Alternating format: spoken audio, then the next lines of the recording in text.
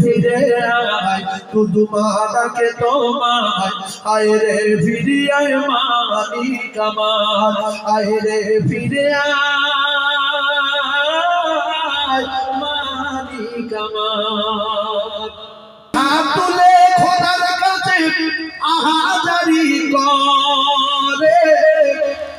আর মুখ তুলিলে তাকে বাঁচা পাহাড়ের উপরে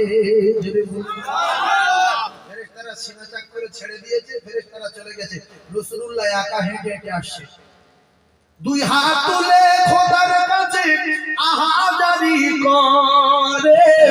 আর মুখ তুলিলে তাকে বাঁচা পাহাড়ের উপরে